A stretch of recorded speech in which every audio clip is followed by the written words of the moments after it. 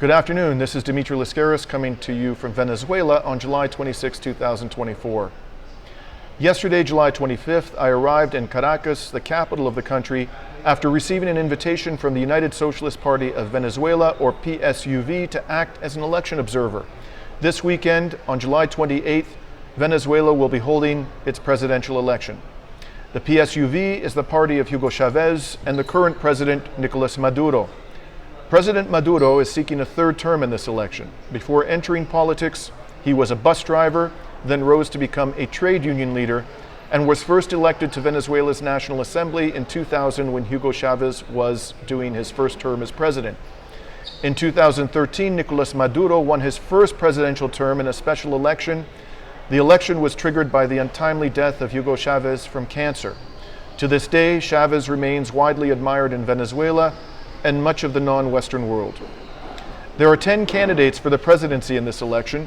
The main opponent of President Maduro is from the Democratic Unitary Platform, and his name is Edmundo González Urrutia. Urrutia replaced the winner of his party's primary, Maria Corina Machado, after Venezuela's Supreme Court disqualified her earlier this year. Machado has been a darling of the U.S. government for many years. In fact, she was warmly welcomed in Washington by George Bush when he was in the process of destroying Iraq. The Venezuelan Supreme Court disqualified Machado, quote, for being involved in the corruption plot orchestrated by Juan Guaidó, close quote. In early 2019, Juan Guaidó was declared by a few dozen states, overwhelmingly Western states, as the interim president of Venezuela after President Maduro won his second term in Venezuela's 2018 presidential election. Although Guaidó, then a mere 34 years old, was a member of Venezuela's National Assembly, he had never run for the presidency, let alone won the presidency in an election. Nevertheless, the opposition purported to declare him as Venezuela's interim president, citing Article 233 of the Venezuelan Constitution. Article 233 applies in cases where the president abandons the post. Of course, Nicolas Maduro never abandoned the office of the presidency. Right up to the very moment that his opponents declared Guaidó as interim president, Maduro was actively exercising the powers of his office, something you could easily confirm by visiting various websites of the Venezuelan government at the time, or even Nicolas Maduro's social media accounts.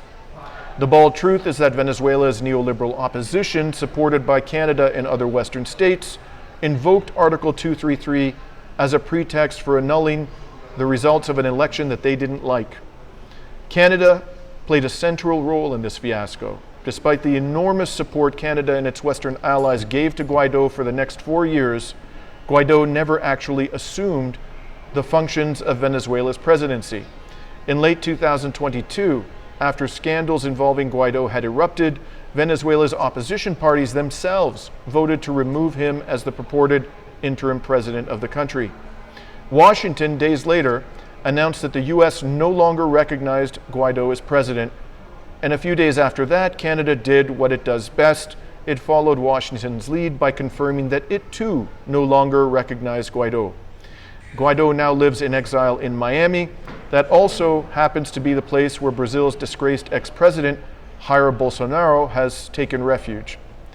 The sordid story of Juan Guaidó probably constitutes one of the most embarrassing foreign policy debacles of Justin Trudeau's tenure as Canada's Prime Minister, and that's saying something. Yet when Trudeau's government abandoned Guaidó, Canada's corporate media gave the Trudeau government a free pass. It did its utmost, in fact, to ignore the fact that Guaidó was being cast aside. Why? Because the corporate media in Canada had supported Guaidó to the bitter end.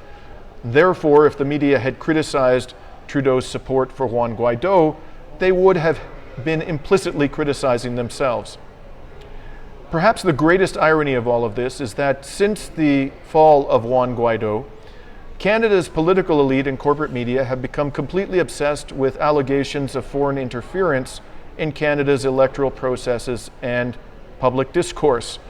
One could hardly imagine, however, a more aggressive interference into the affairs of a sovereign state, Venezuela, than taking it upon oneself, as Western governments did, to interpret the Venezuelan Constitution in a bogus way and then to use that suspect interpretation in order to declare someone as president who had never even run for the office.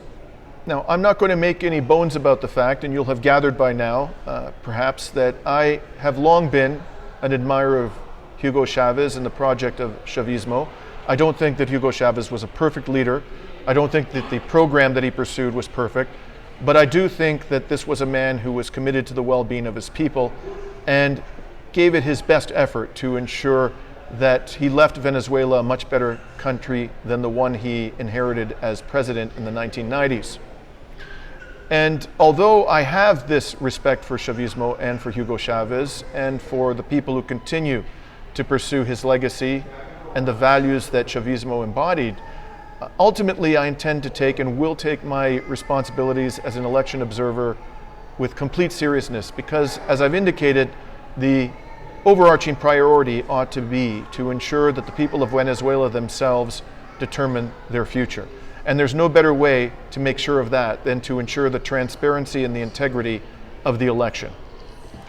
Now, one other thing I should mention before signing off is that in the short time that I've been here, I have heard some persons express concern that although the government is confident that Nicolas Maduro will prevail, it may turn out to be a close vote, and people within the opposition may take advantage of a close call to claim electoral fraud.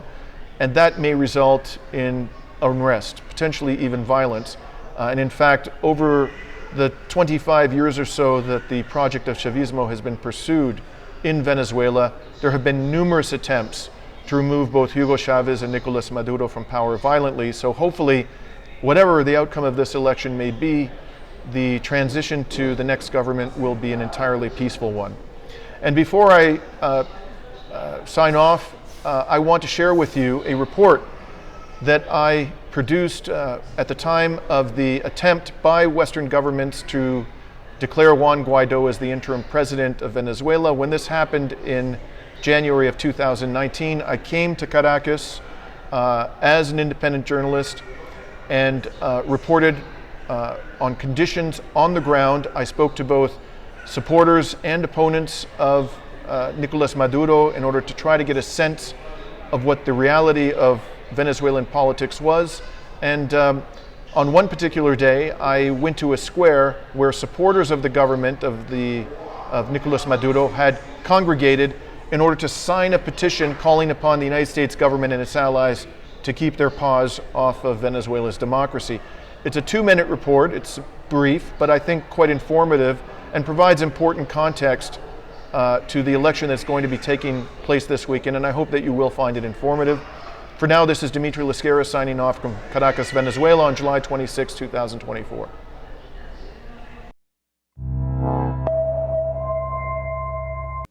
This is Dimitri Lascaris reporting for the Real News Network. As the Real News recently reported, both supporters of Venezuela's President Nicolas Maduro and those of his opponent, Juan Guaido, President of the National Assembly, held large competing demonstrations in Caracas, Venezuela on Saturday, February 2nd. Shortly following those demonstrations, President Maduro called on his supporters to assemble in Plaza de Bolivar in central Caracas for the purpose of signing a petition expressing their opposition to US-led efforts to supplant his presidency with that of the little-known opposition figure, Mr. Guaido. On Wednesday, February 6th, I went to Plaza de Bolivar to gauge the public's response to President Maduro's call.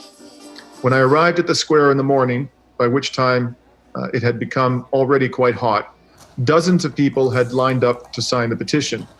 As the day progressed and the weather grew hotter, the queue of persons who had come to sign President Maduro's petition grew longer and longer, and eventually consisted of hundreds of people. Days later, and as Max Blumenthal has recently reported from Caracas, Venezuelan citizens continue to line up in ever larger numbers to sign this petition. While I was present at Plaza de Bolivar on February 6th, I had the opportunity to speak to a number of persons who had come to sign the petition, and this is what they had to say about Venezuela's political and economic crisis. Why have all these people come here today? Bueno, hoy estamos recogiendo firmas contra las intenciones del gobierno norteamericano para invadir hollar el sagrado suelo de nuestra patria. Entonces por ahora estamos recogiendo millones de firmas.